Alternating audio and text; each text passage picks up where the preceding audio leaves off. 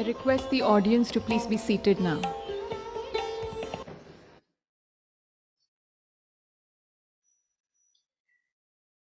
Namaskar and greetings to all. Regional centre for biotechnology के द्वितीय दीक्षांत समारोह में आपका स्वागत है. A very warm welcome to our chief guest, Professor P. Balaram, Chair Professor, National Center for Biological Sciences and former Director, Indian Institute of Science, Dr. Rajesh Gokhale, Secretary DBT and Chairperson, RCB Board of Governors, Dr. Arvind Sahu, Executive Director, RCB, and Dr. R.P. Roy, Dean Academics, RCB. We begin the ceremony with the lighting of the lamp by the dignitaries and Saraswati Vandana. I request the dignitaries on the dais to kindly do the honors.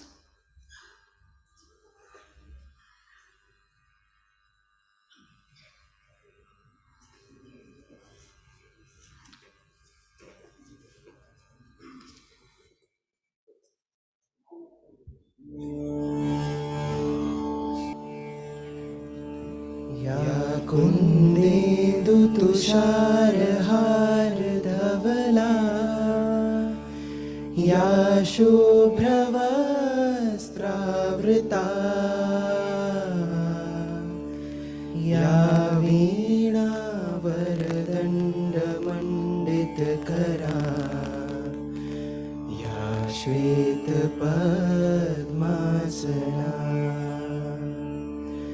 या कुन्देन्दु तुषारहार धवला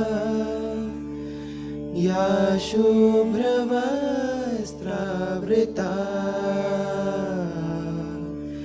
या वीणा वरदण्डमण्डितकरा या श्वेतपद्मासना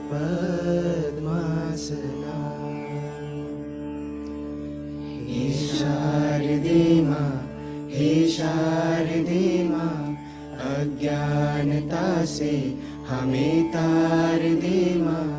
हे शारदे माँ अज्ञानता से हमें तार दे माँ. तू स्वर की देवी ये संगीत तुझसे, हर शब्द तेरा है हर गीत तुझसे. हम हैं अकेले, हम हैं अधूरे, तेरी शरण में हमें प्यार दे माँ. हे शारदे माँ अज्ञानता से हमें तार दे माँ. मुनियों ने समझी है गुनियों ने जानी, वेदों की भाषा पुराणों की वाणी. हम भी तो समझे, हम भी तो जाने, विद्या का हमको अधिकार दे माँ. हे शारदे माँ अज्ञानता से हमें तार दे माँ. हे शारदे माँ अज्ञानता से हमें तार दे माँ.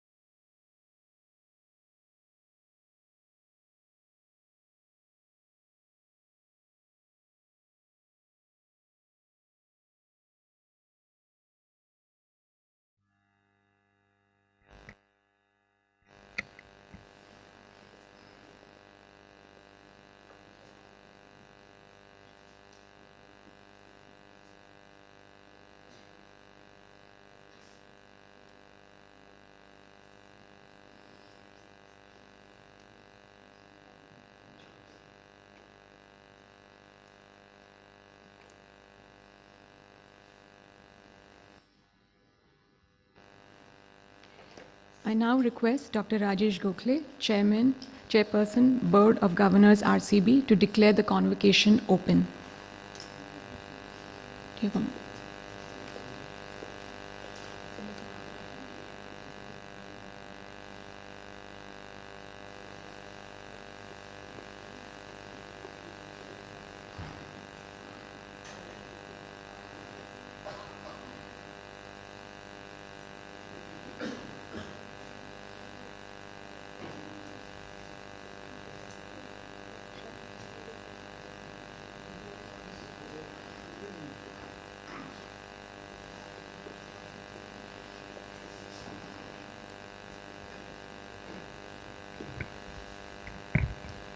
I declare the Regional Center for Biotechnology's second convocation open.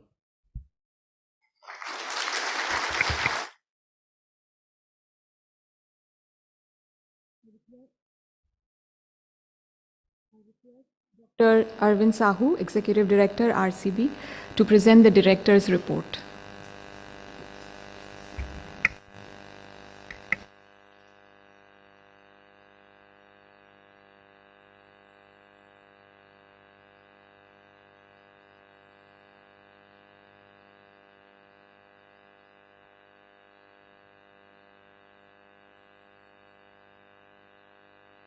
Good morning, everyone.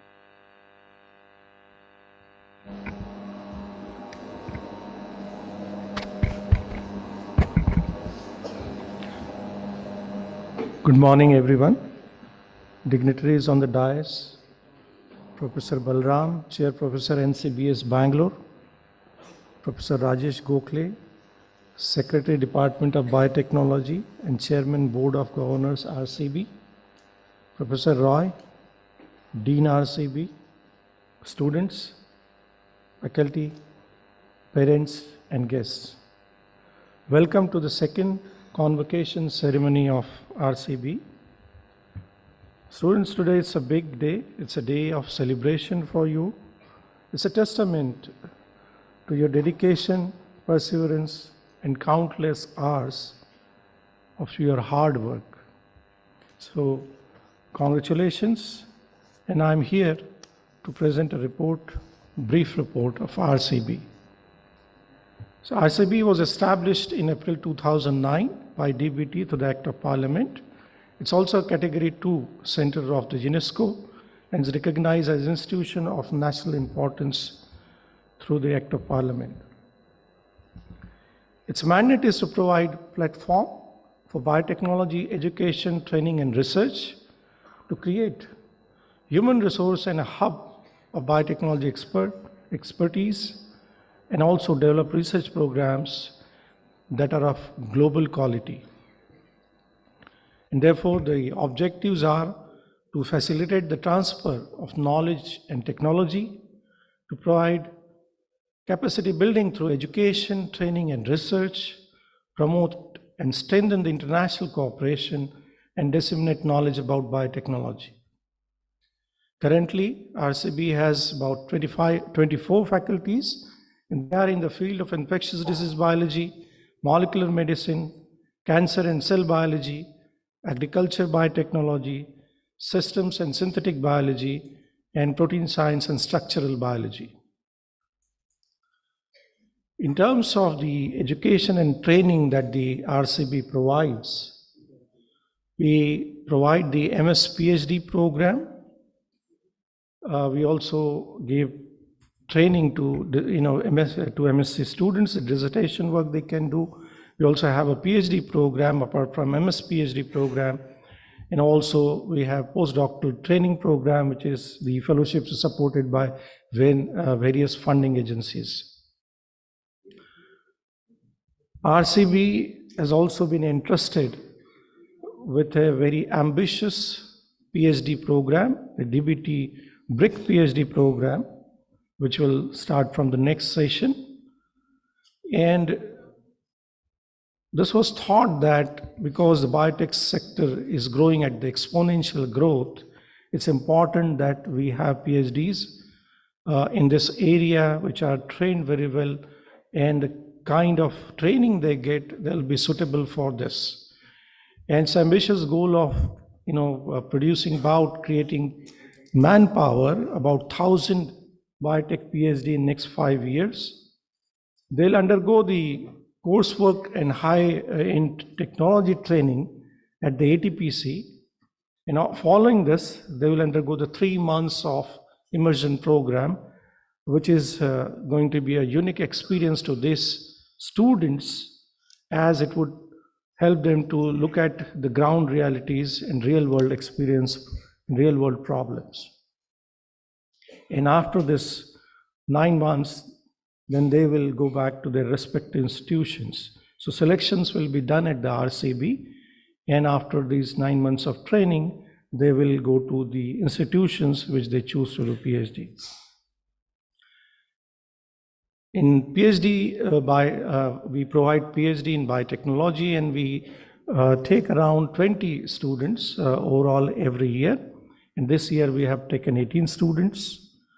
We have MS PhD program, as I talked to you.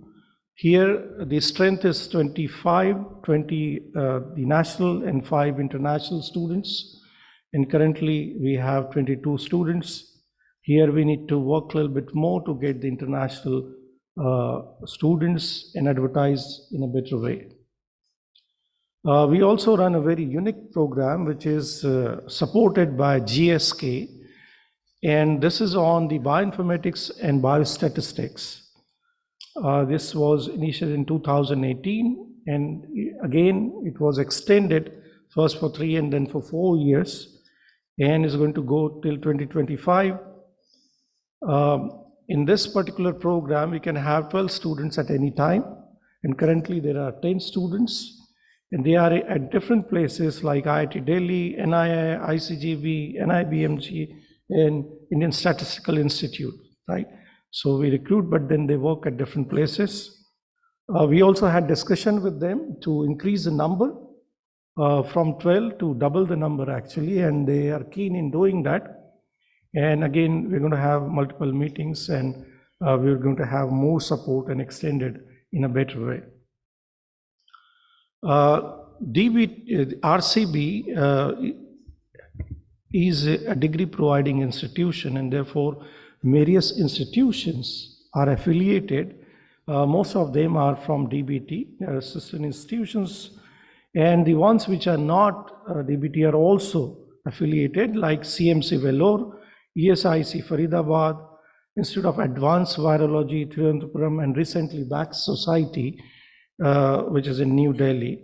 So the current number of affiliated institution is about 15, and there is also going to be onboarding of one more organization, and they have shown interest to join RCB. So if you look at the total number of PhDs, they are around 600 at present, about 118 from RCB and about 490 from the other institution. For MS PhD program or MSc PhD program, we have 57 at RCB and 39 in other organizations, and MSc, which is given by RGCB, about 39 students there at present. So we normally publish around 100 publications a year. That's what we aspire. But the idea is not to publish more number of papers, but the idea is to do a good work and get the quality publications so that we are known for our research and we are known for our domain. And that's what we are aspiring for. And you can see those from the journals we publish. The faculties at RCB are decorated with different fellowships. They have received various awards, Indian as well as international awards.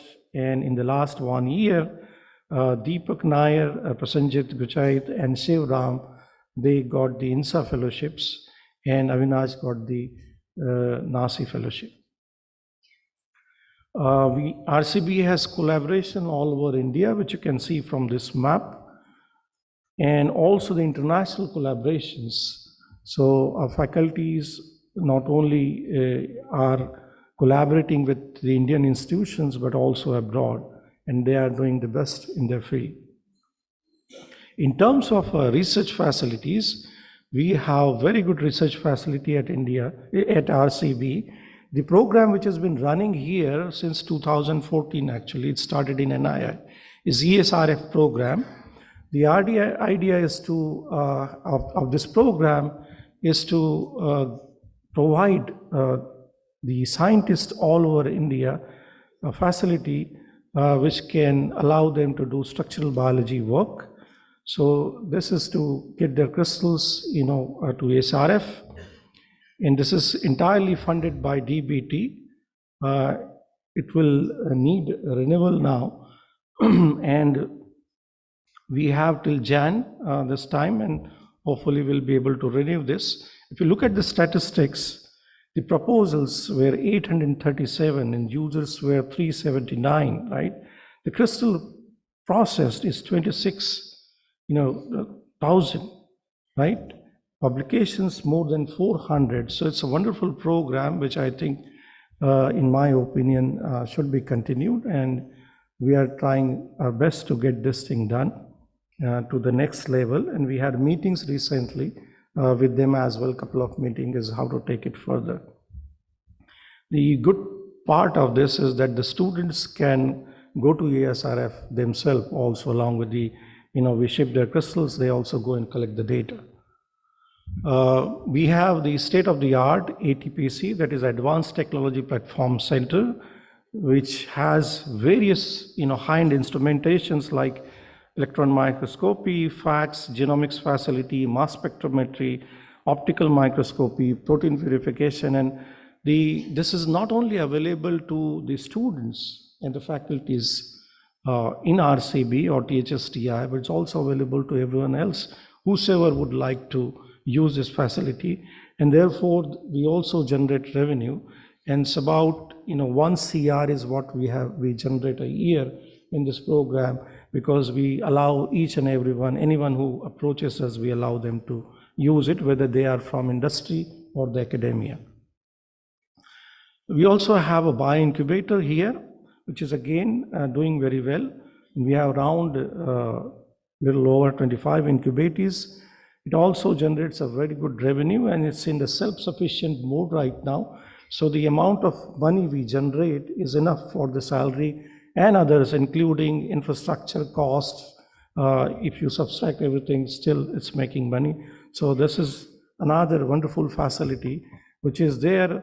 And the best part is that students can firsthand go visit this facility, discuss with them, and if they are interested in startup, they can really understand how to do, how to start, where to start, how did these people start, right? And they also interact at different times, and we have programs for that where our students are exposed.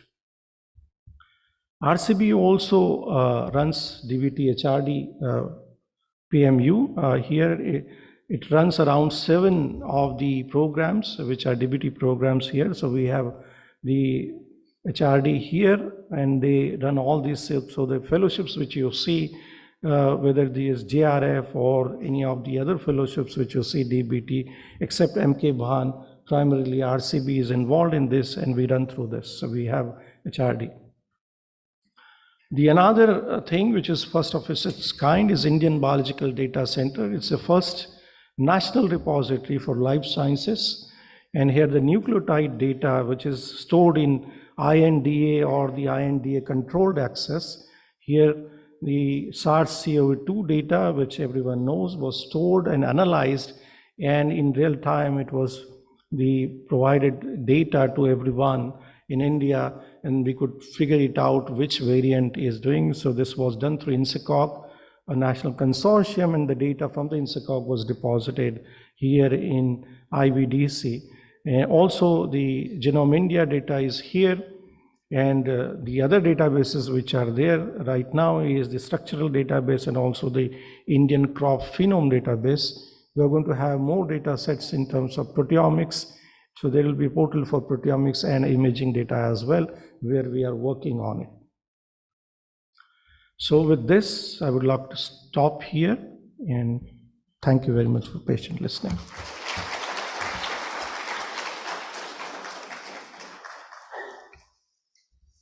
Thank you, Dr. Sahu.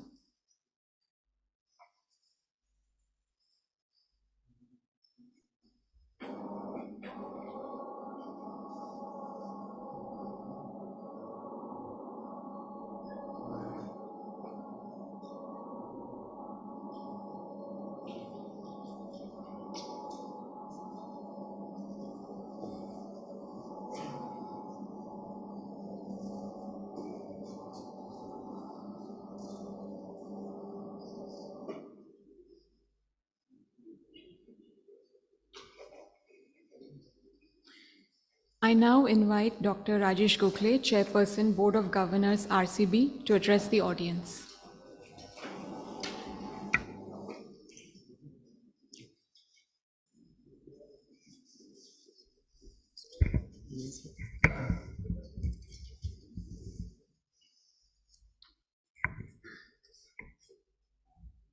Our chief guest for today's convocation and my mentor, Professor P. Balram, Executive Director of Regional Center of Biotechnology, Professor Arvind Sahu, Professor Roy, Dean RCB, previous Executive Director, Dr. Sudhanshu Vrati, the vibrant RCB academic community, proud parents, and above all, the graduating students. Namaskar and good morning to all of you, actually. First and foremost, dear students, congratulations and well done on this wonderful journey of what you have embarked upon. Earning a degree is empowering. It boosts confidence and provides a sense of achievements. The pursuit of higher knowledge also equips you to master complex challenges and overcome adversity, which contributes to increased happiness. I'm sure all of you have the amazing sense of accomplishments. It is indeed something to be proud of. I'm happy to note that Regional Center for Biotechnology is playing a significant role as a center for excellence to impart quality education and training and conduct research in cutting-edge areas of biotech sciences. RCB has embedded the ethos of national education policy in its teaching and research programs, and the first year of intense teaching in the master's and integrated master's PhD program in biotechnology is followed by second year of rigorous laboratory research with the idea of preparing an exceptionally well-trained pool of scientific human resource equipped to take up the jobs in biotech and biopharma companies or pursue a career in innovative research and development. It's also heartening to see from the report that we just saw that RCB is engaged in globally competitive research in various areas of biotechnology, and scientists of this young institutions have received various national recognitions and accolades. Students graduating from RCB's academic programs have taken up positions in some of the best institutions in the world, and we all look forward to their increasing achievements. I think RCB, I would very strongly suggest that RCB contributes to the development of highly skilled human resource, academia, as well as biopharma and biotech industry in future, and will become an important backbone for the country's academic infrastructure in the country. It's important to understand how the landscape is evolving in 21st century. I think in this very, very fast evolving landscape, the interplay between science, technology, and innovation has emerged as a critical driver of societal progress. In the contemporary era, science is not merely a pursuit of knowledge, it is a catalyst for change and development. Science, technology, and innovation also plays a role in strengthening nations' position in the global economic landscape, nurturing entrepreneurship, startup ecosystems, and ultimately also contributing to overall growth of economy. I'm therefore happy that RCB has taken the responsibility of devising and implementing a very unique PhD program for all the Department of Biotechnology supported institutions which have recently been integrated and reconstituted under Biotechnology Research and Innovation Council.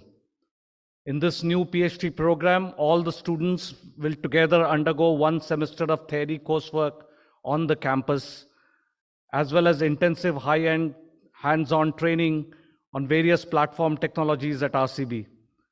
Following this, all students will undergo a 3-month research immersion program, being on the field, understanding challenges, getting first-hand knowledge from either working with NGOs or in various farm sectors or in hospitals, for which additional fellowship will also be provided.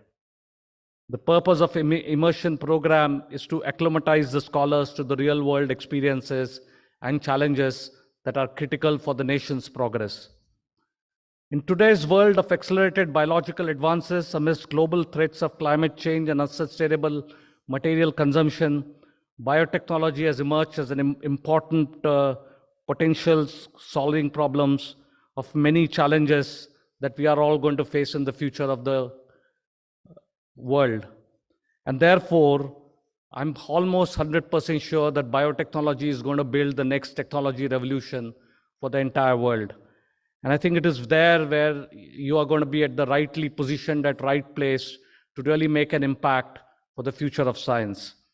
I'm happy to tell you the Department of Biotechnology is therefore launching a major activity mission programs for fostering high performance biomanufacturing initiative in the country, which will actually empower all the younger people and scientific institutions to come up with various programs in this area.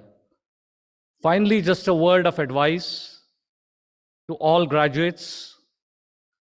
Go out and touch other people's lives in whatever capacity you can do. Learn to liberate yourself of trivial matters. Your intelligence, your ability to work hard, and the education you have earned empowers you to identify yourself with people who are not as fortunate. The way you react and the way you interact all are very important in future. I'm sure many of you will have an opportunity to transform this world. That's the true essence of this graduation day. Thank you.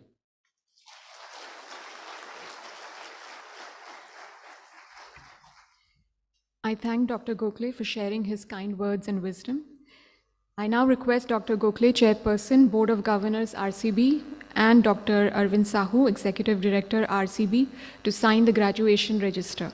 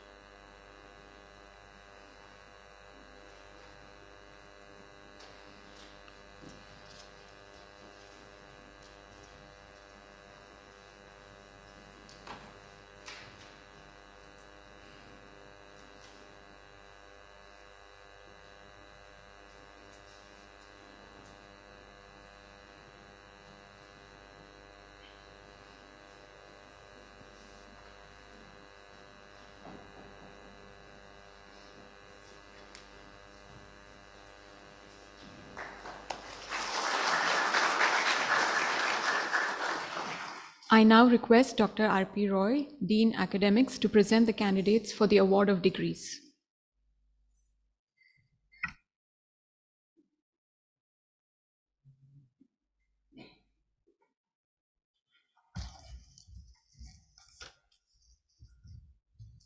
It's my pleasure to present 130 students, including those in absentia, who have successfully completed the prescribed studies and research and have qualified for the award of degrees. Of the 130 students, 53 students have qualified for the degree of Doctor of Philosophy and 77 students for the Master of Science. I request Dr. Rajesh Gokhale, Chairperson Board of Governors, and Dr. Arvind Sahu, Executive Director, RCB, to please come forward and award the degrees.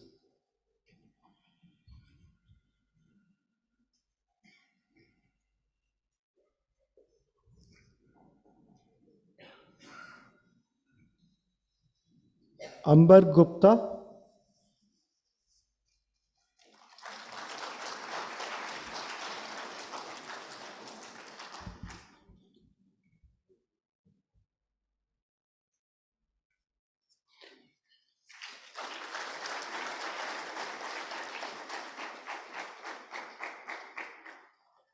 Manisha Kumari in absentia, Mrityunjay Kasera,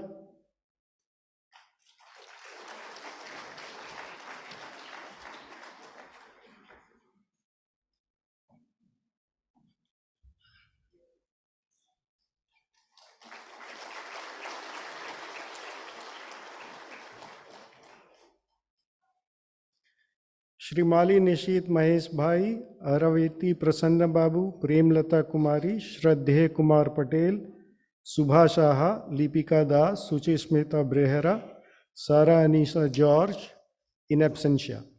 Priyanka Verma,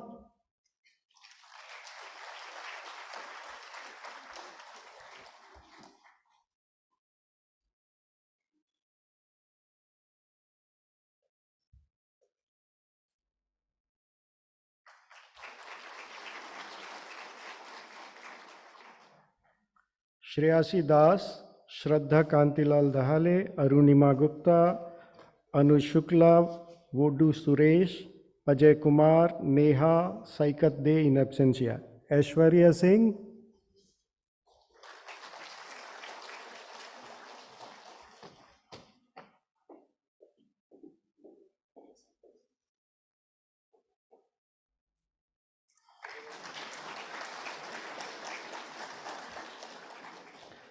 Pallavi Mahapatra, Aliva Preeti Minj, Ruchir Chandrakant Bobde, Priya Singh in absentia, Akriti Sharma.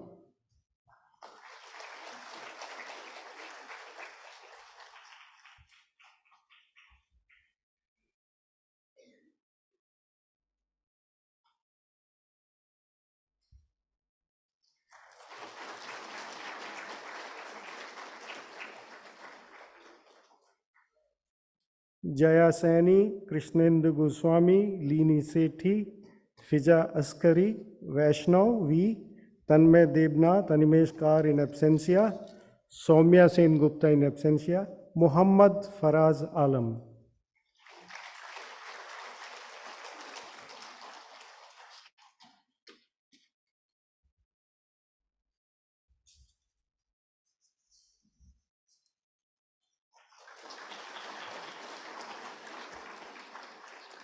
Sanchari Chatterjee in absentia, Surendra Kumar Prajapat.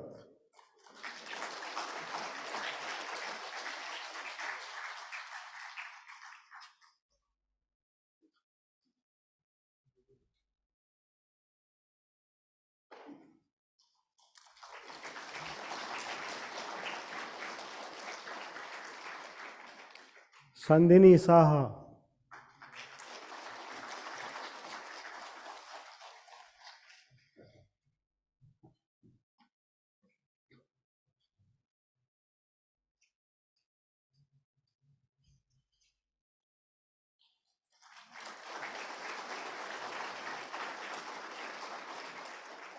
Sonalika Maurya in absentia,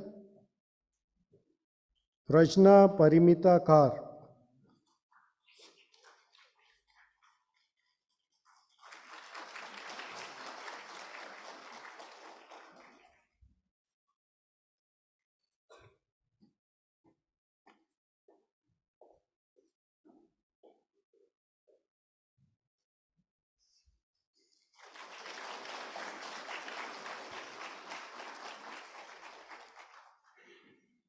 Sivashis Mohanty, Virendra Kumar, Sanskriti in absentia, Chandan Kumar.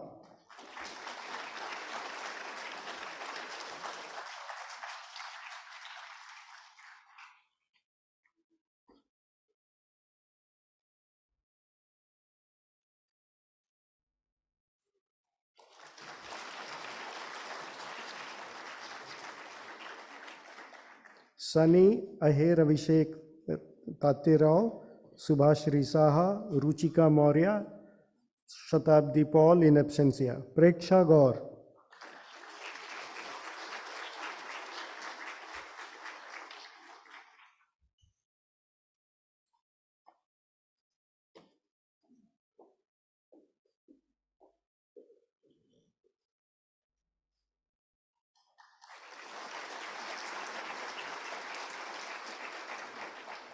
Pasong Emmanuel Ramazuela Chaka Chuak in absentia, Subhashis Mahari in absentia, Saurabh Ghosh.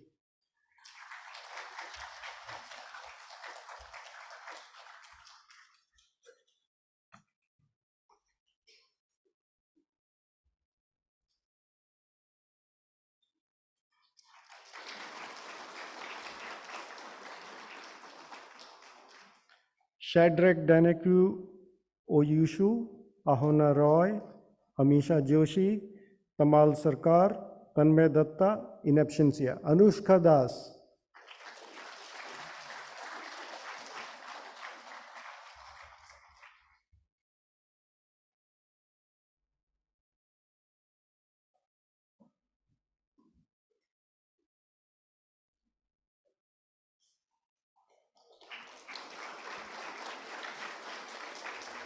This person has come. You can call them back. Yep. Chabi Dua, Biplav Ghosh, Harish, Jaskirat Singh Sandhu in absentia. Atriya Majumdar.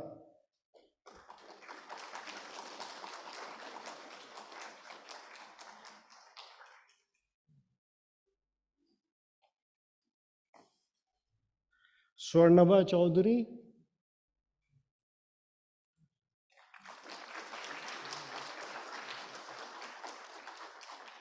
In absentia.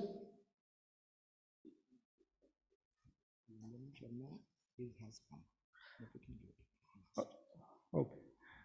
Akshita Jain in absentia. Muhammad Sahil.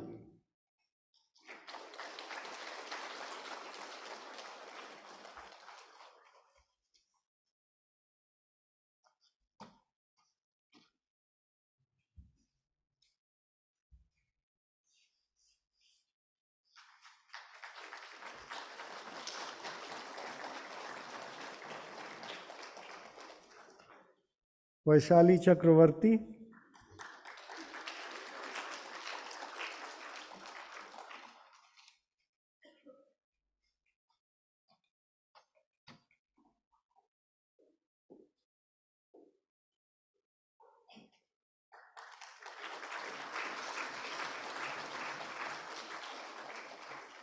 Asmita Datta, Neha Bera, Sulagna Adhikari, Archana Praveen, Irfan Shafi Malik in absentia.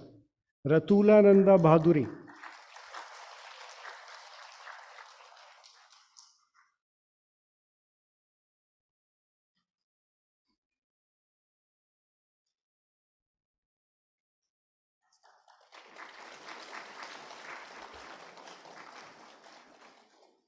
Alina Mariam Shaji, Yashasvi Sharma, Arvind in absentia. Ashik Francis.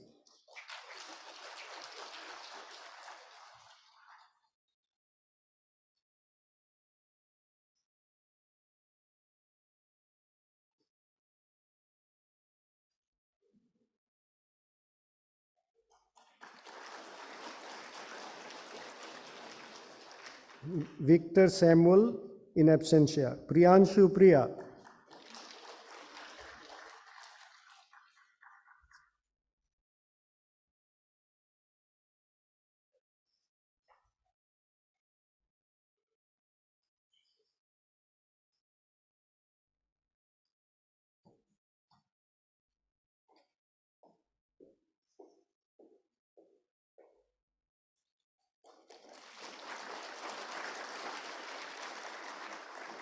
Y. Raja Arvind in absentia.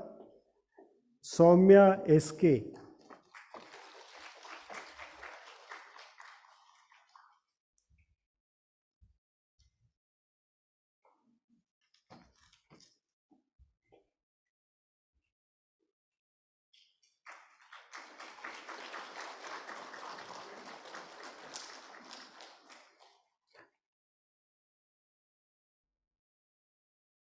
Aman Grewal.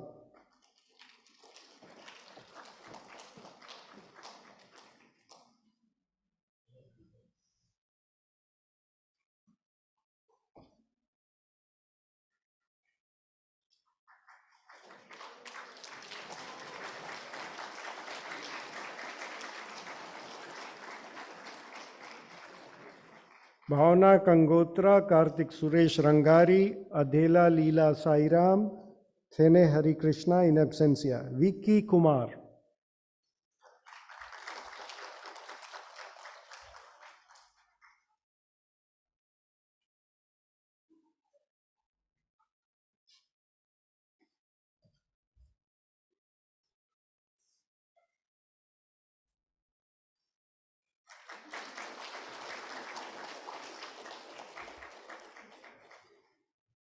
Pradhan Ajay Shivaji.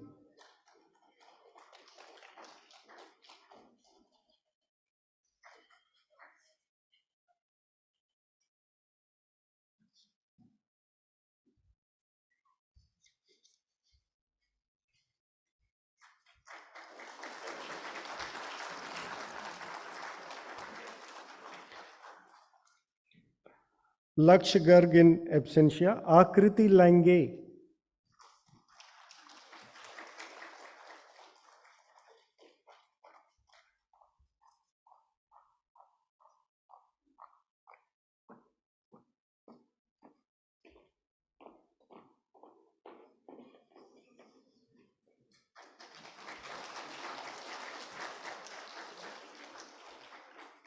Diksha Shandilya,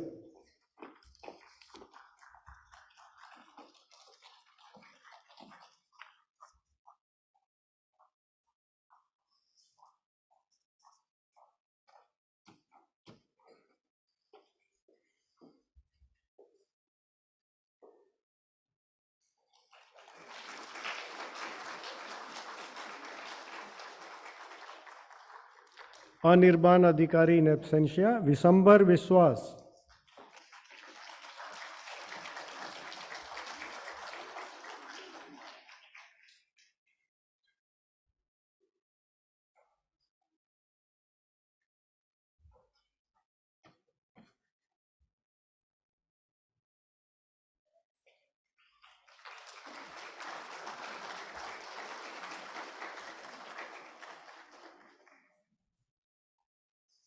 Prerna Ghosh, Urvashi Yadav, Harsh Ojha, Shubham Kumar in absentia, S. Nanda Kumar,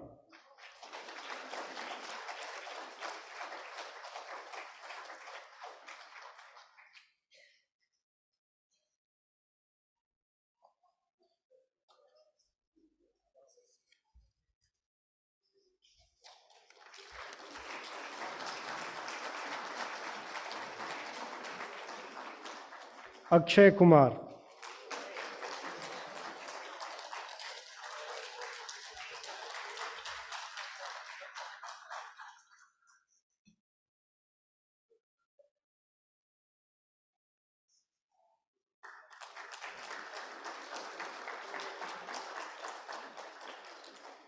Arnab Kakoti,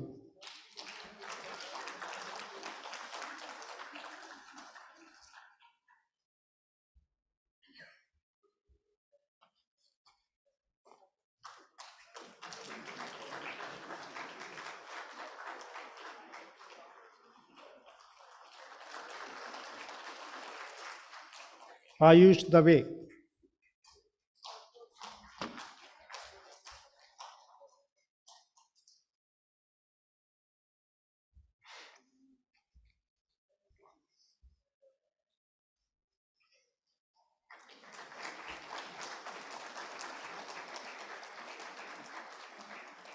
Charan Raj CA,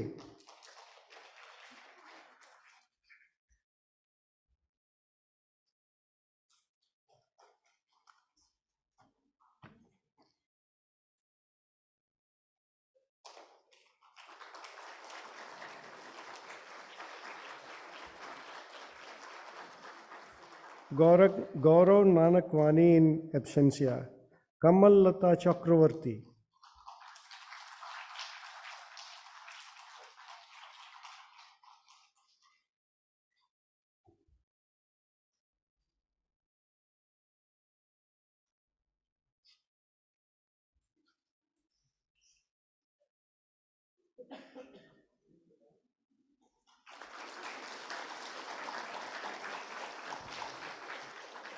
R. Kushla Lavuri Ravinder in absentia, Nandini Datta,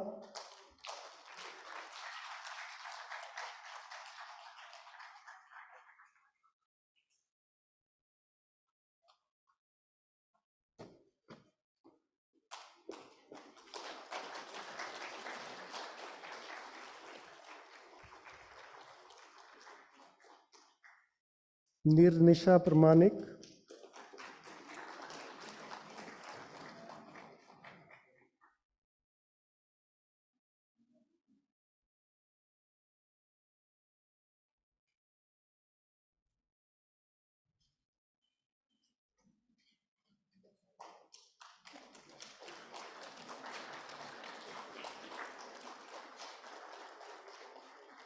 Nishant Kumar Suman,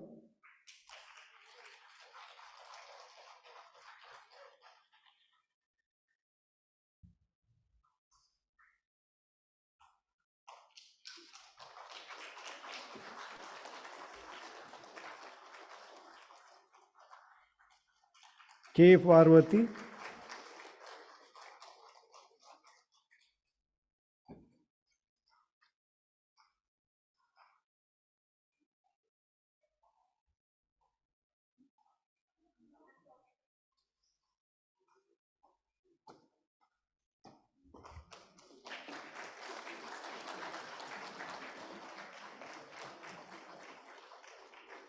Rashmi Rani,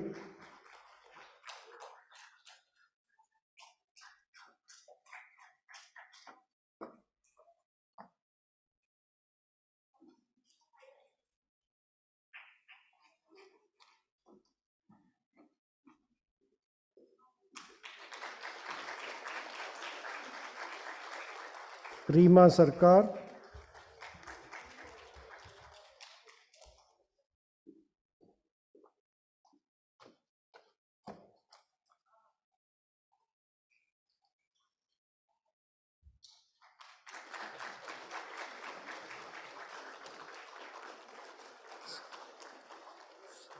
Sanjit Biswas,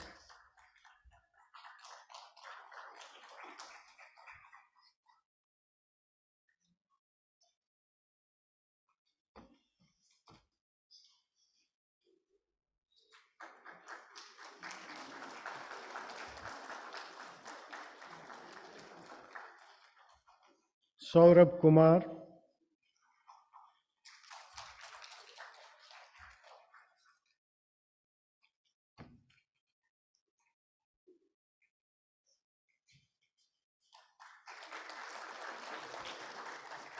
Shambhavi Mishra,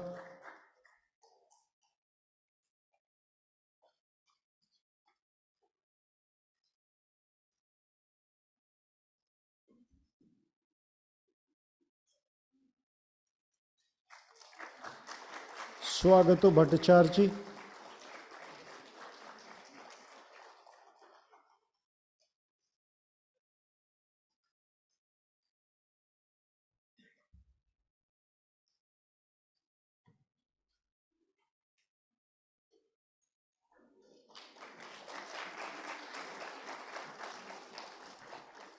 V. Swati,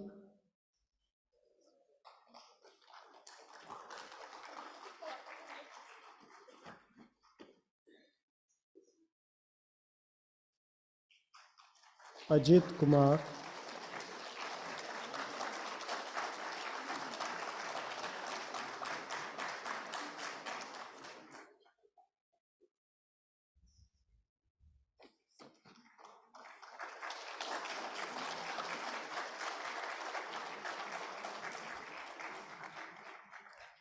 Ankita in absentia, Aparna Rai,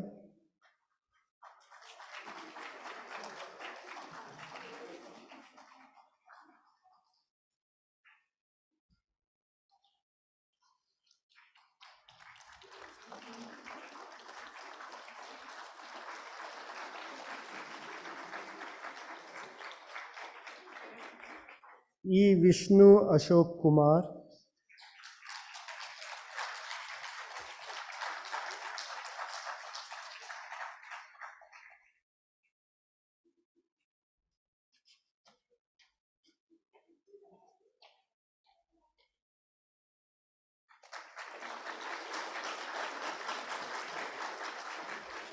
Hiranmoy Adak in absentia, Sharon Raju,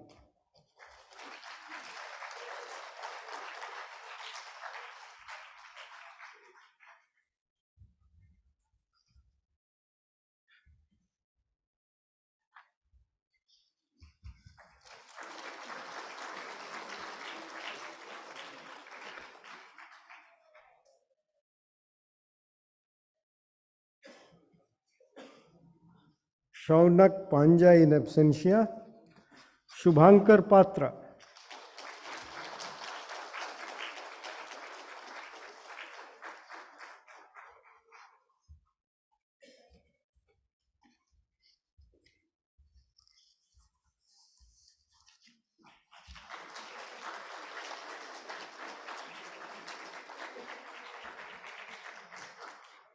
Siddhi Pawale in absentia, Swagatam Maiti,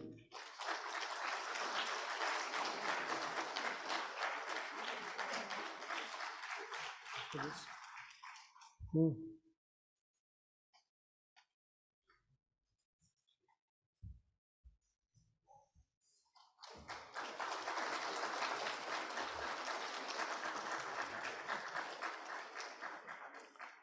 Rohit Chail in absentia. Vandana Sharma.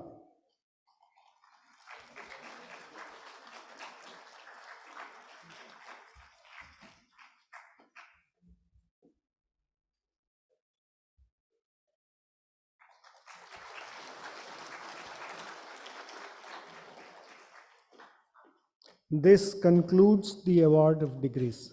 Thank you.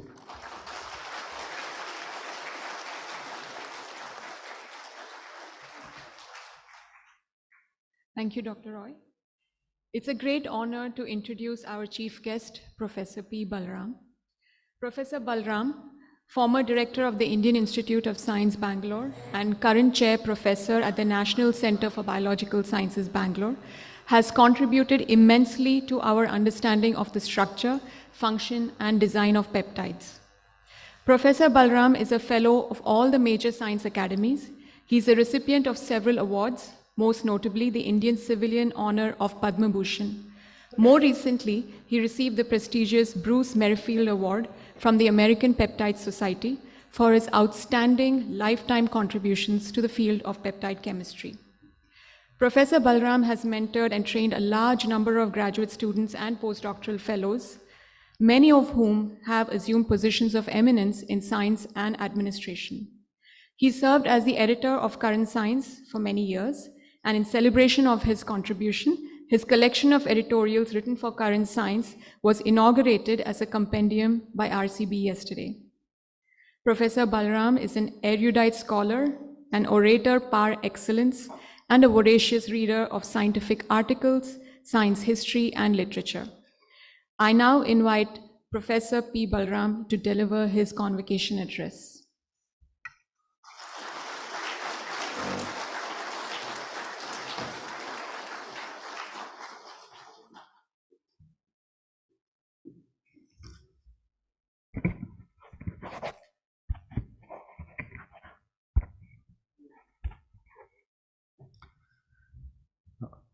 I'd like to thank Dr. Gokhale, the chairperson of the Board of Governors of the institution, and the executive director, Dr. Arvind Sahu, for inviting me to this convocation. There's an interesting thing about convocations. Students come there to receive their degrees, and it's the job of everyone to congratulate them, and I must do so right at the beginning. I hope that all of you have a wonderful future now that your degrees are done. I'd also like to congratulate any parents who are here, because as a parent myself, it's a great relief when your children get their degrees and move on in life.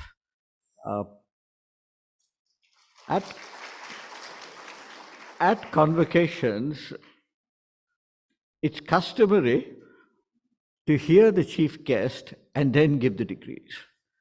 Because what happens is that if you give the degrees and then begin to listen to the chief guest, everybody wants to go outside and celebrate.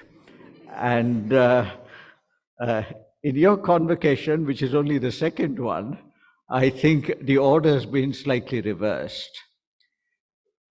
At this convocation, I cannot but help recalling the birth of initiatives to promote biotechnology in India. Biotechnology is not a very old discipline. In India, it's a fairly recent discipline. It actually turns out that science itself is a fairly recent discipline in India, and organized funding for science is not yet 50 years old. The Department of Science and Technology, DST, was formally born in 1971, but it took almost 10 years, a full decade, before the mechanisms for funding individual investigator-driven research were actually put in place. I recall meetings held when I was very young at IPCL, then a public sector company, now of course the government has sold it, in Baroda in 1980-81. That's where the thrust area programs of the DST were conceived. And these were then funded by what was called the Science and Engineering Council, or the SCRC of the DST. DBT was born a few years later. The birth of DBT was recognition of the potential of the revolution in biology to transform the research foundation landscape. The foundations of modern biology in India were laid by a generation of scientists trained in the West who established research programs in academic institutions in the 1950s and 1960s. Many were to go on to build the institutions that are at the forefront of biological research in India today. The Center for Cellular and Molecular Biology in Hyderabad, founded by Pushpa Bhargava, the National Institute of Immunology in Delhi, which was the brainchild of Professor G.P. Talwar, and the National Center for Biological Sciences, Bangalore, was founded by Obaid Siddiqui. These are examples of what was done in the period between the 1960s and maybe the late 1990s. There were also completely homegrown talents who produced path-breaking work in the 1950s. G.N. Ramachandran, whose work is now immortalized in biochemistry textbooks, and Shambhunath Dey, who discovered cholera toxin and laid the groundwork for oral rehydration therapy, these were all work done in the 1950s and early 1960s. The conditions under which these scientists did their work is a reminder that infrastructure and money may be a necessary condition for research, but it is certainly not a sufficient condition. There are others. Bimal Bachawat, whose path-breaking work on lysosomal storage disorders at Vellore set a standard for biomedical research. He was a builder of institutions as well as a reformer of old institutions. What happens in our country is new institutions are built, old institutions decay. New institutions become old, and they become old very quickly.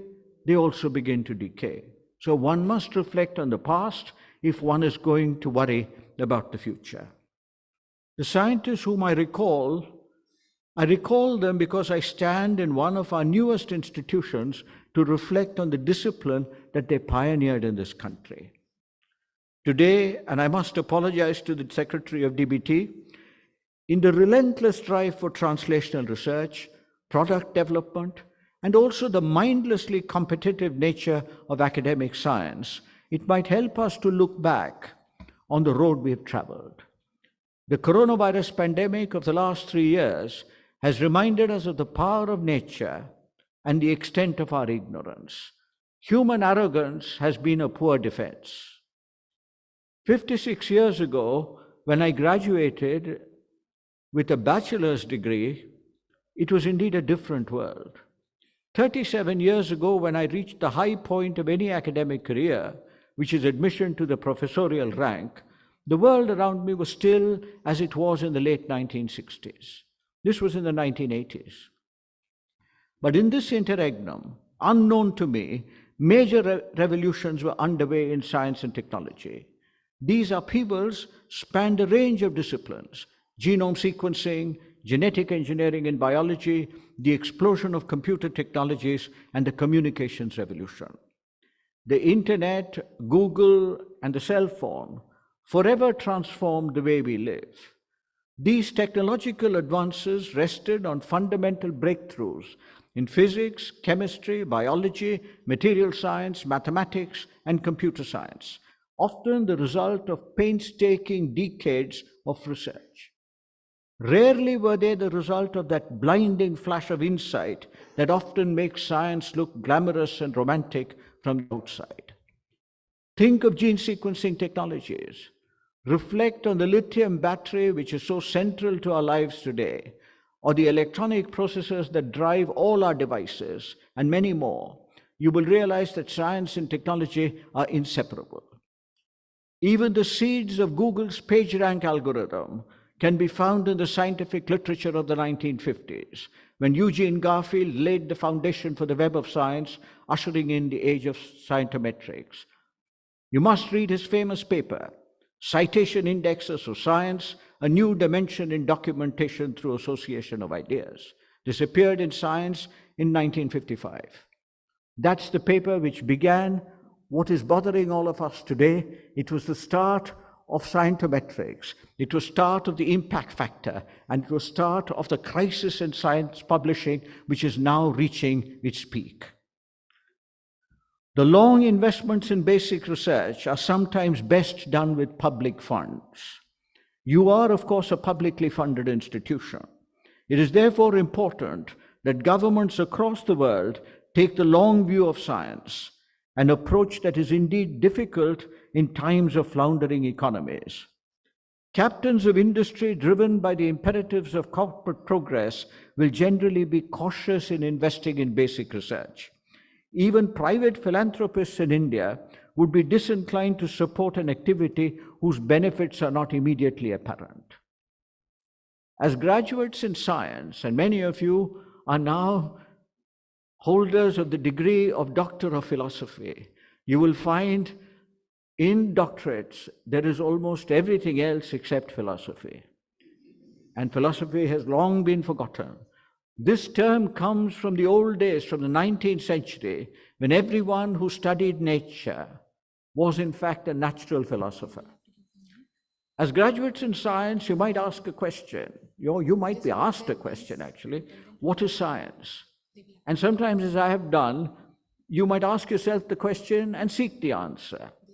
That leads us to another question. I would say always that science is the study of nature. But then I've been asked, what is nature? And the best answer that I found, and I said this yesterday, was in the journal Nature that appeared in 1869. Volume 1, number 1. Everybody wants to publish in Nature. Read the first editorial. It was written by Thomas Huxley, the famous biologist. Huxley did not write the editorial. Instead, what Huxley did was he translated from the German an essay written by the German poet von Goethe in the 18th century. And Goethe said, nature, we are surrounded and embraced by her, powerless to penetrate beyond her and powerless to separate ourselves from her. There can't be a better definition of nature. Everything that you see around you is nature. You yourself are a part of nature. And in many ways, biology is the study of nature.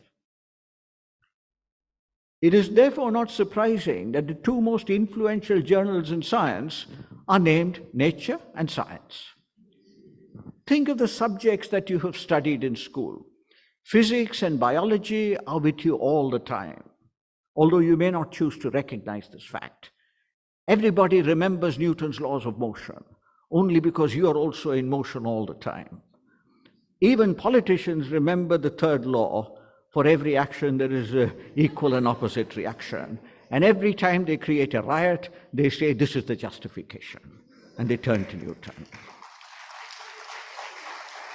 Nothing in the world around you, including yourselves, is divorced from chemistry. Indeed, some years ago, in response to an intriguing judgment of the Bombay High Court, the High Courts pronounce on everything, and the Supreme Court, of course, is the final arbiter of everything else. A very intriguing judgment, and the Bombay High Court said, steam is not a chemical. Immediately, the Royal Society of Chemistry in London offered a reward of £1 million to anyone producing a material that is non-chemical. I believe that the award is still open. So it's open to all of you to try and produce any material that is not a chemical. This would really get you a lot of money. Physics, biology, chemistry. What can I say about mathematics? Galileo once remarked that mathematics, and I don't know whether it's true, that mathematics is the language in which God wrote the universe. I might just paraphrase Galileo and say that chemistry is the language in which nature wrote the book of life. And that's why Kornberg described chemistry as the lingua franca of the medical and biological sciences. Science, requires tools. We underestimate the role of technology in driving science. I know that none of you underestimates the role of technology in driving science, because as soon as cryo-electron microscopy comes along, we have many cryo-electron microscopes in India. If mass spectrometry comes along, we have many mass spectrometers in India. So you're all familiar with technology. But it's sometimes disturbing to think that science is often driven by new technologies rather than by new concepts. When in the old days when you went into science, you thought you were going to have ideas and that ideas were important. Today, of course, it turns out that instrumentation and money is probably more important. Let's go back in time. Think of the 17th century. Galileo pointing his telescope to the heavens, and Leeuwenhoek pointing his microscope downwards towards a drop of water. One discovered cosmology, the other discovered microbiology. Because until then, science was limited by human vision. We could only think about the things that we could see. We needed these tools. Tools are also discovered when fundamental research allows scientists to make observations that lead to far-reaching conclusions and applications. If you go back to the 19th century, one of the turning points in chemistry, biochemistry, and indeed science was Pasteur's classic resolution of tartaric acid. That's what opened up the field of stereochemistry, our understanding of molecules, and its wide-ranging impact on biochemistry. Fleming's serendipitous discovery of penicillin is an oft-cited example, and that ushered in the age of antibiotics. But I want to tell you about the 20th century. Separated by a span of 7 decades, there were 2 fundamental discoveries in physics. The first was Rontgen's discovery of X-rays, and the second was Paul Lauterber's imaging of 2 concentric tubes of water in inhomogeneous magnetic fields, which gave the first magnetic resonance image. These are the 2 methods which completely revolutionized and, in fact, introduced the field of diagnostic radiology to medicine. Can you go into a hospital today without X-ray machines and without an MRI scanner? You cannot. Even if you have a headache, the neurologist will tell you to go and get an MRI scan done. After centuries of science, can one list its most important achievements? You know, some of you are freshly minted PhDs, and some of you might be faculty who are tempered by experience. You might well try. What are the most important achievements of science over the last couple of centuries? Here I must quote Richard Feynman, whom I quoted yesterday also. He's the most quotable physicist that you can find, other than Einstein. And in his introductory lectures on physics to undergraduates at the California Institute of Technology, he asked a question. He said, if in some cataclysm, he was thinking about nuclear war, and you must also think about nuclear war because wars are always going on in the world at any given time, and there are a lot of nuclear weapons around. He asked a question, if in some cataclysm, all of scientific knowledge were to be destroyed, and only one sentence passed on to the next generation of creatures, what statement would contain the most information in the fewest words? A student asked me this morning at breakfast about extinction. And the question really is this: if you're really near extinction and only a few human beings survive, what would be the information that would be needed for them to build up civilization all over again as it exists today? Feynman answered his question. He said, I believe it is the atomic hypothesis or the atomic fact or whatever you wish to call it, that all things are made up of atoms. So really, it's man's understanding of the structure of matter really brought us to the point where we are in our study of very complex materials of biology. Sadly, the prospect of a nuclear war-driven cataclysm appears to have once again emerged. I spoke yesterday about evolution and the evolution of life on Earth and also human evolution. Unfortunately, in the world of geopolitics, there is little time to wonder about the fragile thread by which life on Earth hangs and the importance of preserving the natural world, which of course includes the human species. Unsustainable consumption and development threaten the natural order. You can have any number of meetings of COP28, and you can have any number of prime ministers and presidents attend them, in fact, generating even more carbon dioxide and facilitating climate change. Nothing will change unless one worries about these problems really on a global scale at individual level. In the year 1999-2000, by that time I was reasonably mature, a new century was being born and a new millennium was being born. So every journal, Nature included, began to ask famous people across the world to write essays on what they considered was the most important scientific advance of the 20th century. Now, all of you will have your own ideas on what might be the most important scientific advance of the 20th century. For a physicist, you will say it's nuclear fission, which led to the atom bomb. If you're a biologist, you will say it's Watson and Crick looking at that wonderful double helical structure with ATGC base pairs, which then opened up biology. Many, many things happened. But there's only one essay which remains in my mind, which I read at that time. And this was written by an environmental scientist, Václav Smil, a Canadian, who argued that the most important scientific advance of the 20th century was the Haber-Bosch process for the industrial synthesis of ammonia. Now, everyone studied the Haber-Bosch process. I believe it is there in the Class 12 textbook. And I know that I've never come across anybody who liked the Haber-Bosch process. Because what is glamorous about a process which takes nitrogen and hydrogen and compresses them, high pressure, high temperature catalyst to give you ammonia? You can't get more boring than that. Why is it important? Because it is the industrial synthesis of urea which became possible with the industrial synthesis of ammonia. And what urea did was it transformed agriculture. It was the first fertilizer widely used. And with the Haber-Bosch synthesis, famines disappeared. So famines disappeared once agricultural production increased. There were a few countries in which famines remained. One of them was India. In fact, the last famine in India was in the mid-1960s when I was an undergraduate student, and there was great famine in Bihar. It spread to other parts of the country, and we used to have a great deal of rationing then. And I still remember Lal Bahadur Shastri, then the Prime Minister, going on national radio saying that all of us should skip one meal every week. So I think it was Monday nights or something, or Sunday nights, we never used to get any food. And then we would, of course, have to go and find something somewhere to eat. How did these famines also disappear? Today we have no shortage of food. These disappeared because of the second agricultural revolution of the 20th century. The first one was fueled by chemistry. The second one was fueled by biology, because it was plant breeding which really gave us the second agricultural revolution, what you refer to today as the Green Revolution.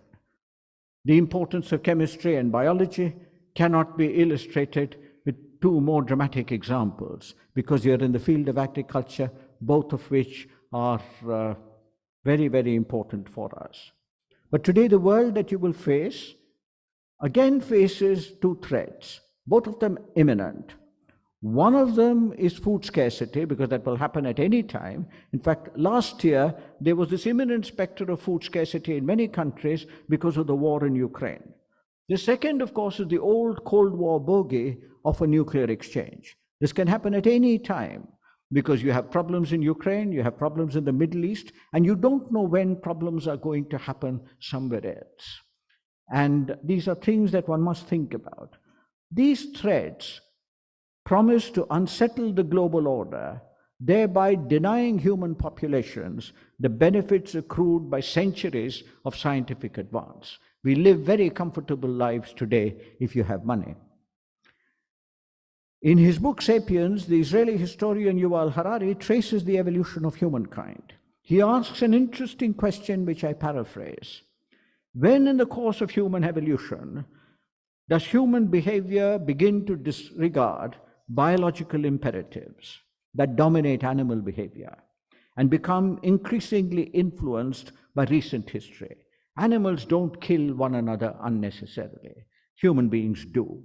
At the same time, human beings pride themselves on being highly civilized, and they ignore biology in trying to set themselves apart from the animal kingdom. In Harari's words, the cognitive revolution that is the development of your brain and your cognition, is the point at which history declared its independence from biology. Animal history is completely determined by biological imperatives. Human history is not.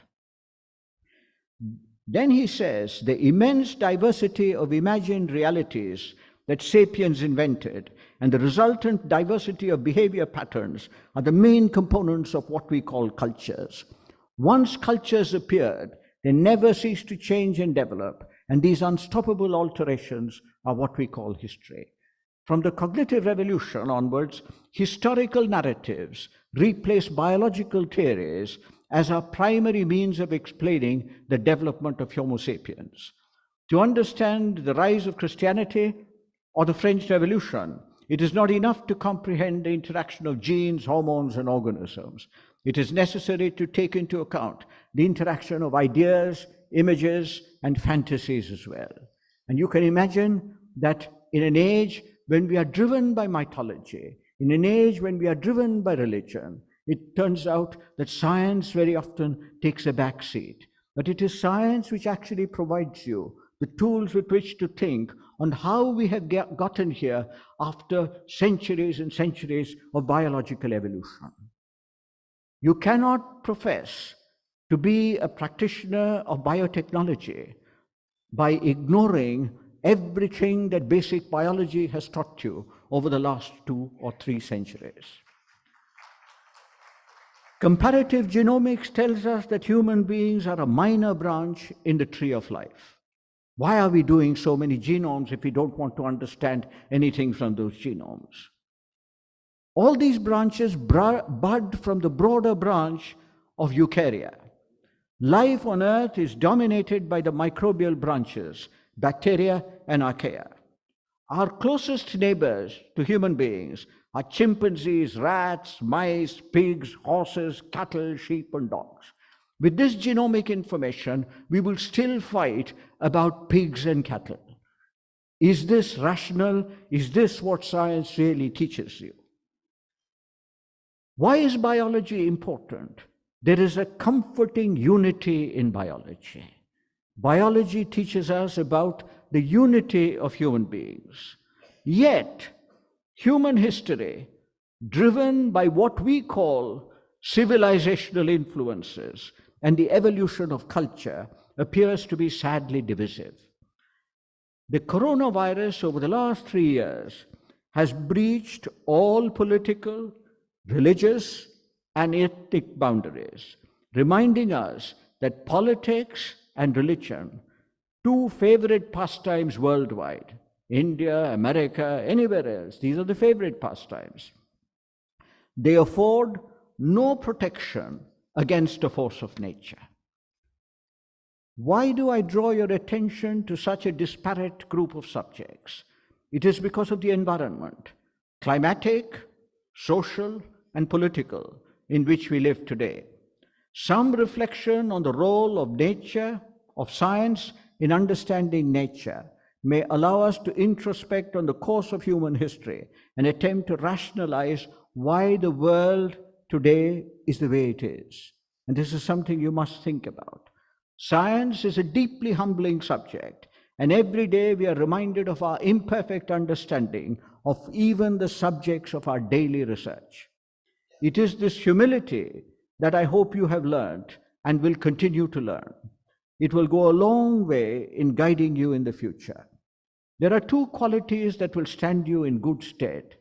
Every convocation speaker is directed to give some advice to the graduating students. Over a long career, I've learned it's never good to give advice to anybody. Certainly you don't give advice to governments. You must certainly not also give advice to individuals. But I think there are 2 qualities which I think will stand you in good stead in whatever you wish to do: resilience and imagination. In research, and indeed in many other walks of life, failure is more common than success. Overcoming the fear of failure is often the first step towards success. And this is something that our examination system sadly does not help us to overcome. There's always the fear of failure. Let your imagination also take you forward. That's what will really tell you what you want to do and allow you to accomplish whatever you wish to do.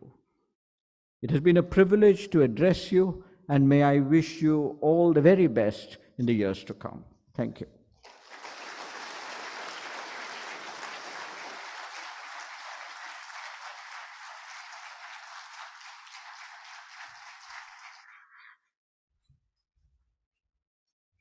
I thank Professor Balram for his inspirational and thought-provoking address. We have now come to the end of the ceremony. I request Dr. Arvind Sahu, Executive Director, RCB, to present a memento to the Chief Guest, Professor Balram, and to the Board of Governors Chairperson, Dr. Rajesh Gokhale.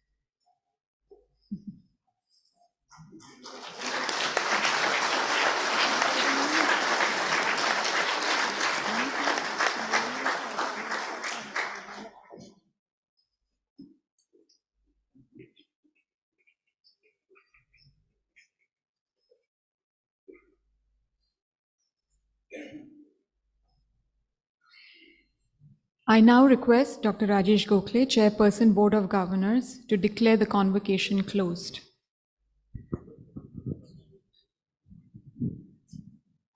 I declare the convocation of Regional Center for Biotechnology closed.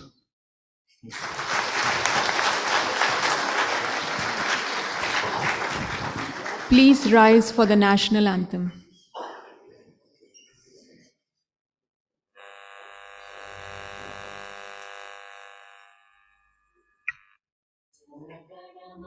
अधिनायक जय हे भारत भाग्य विधाता पंजाब सिंध गुजरात मराठा द्राविड उत्कल बंगा विंध्य हिमाचल यमुना गंगा उच्चल जलधि तरंगा तव शुभ नामे जागे तव शुभ आशीष मागे गाहे तव जय गाथा जन गण मंगलदायक जय हे भारत भाग्य विधाता जय हे जय हे जय हे जय जय जय जय हे. Please take your seats and remain seated for a few more minutes as the academic procession leaves for formal photography session. I now request the academic procession led by the dignitaries to kindly exit the auditorium from the door on the right.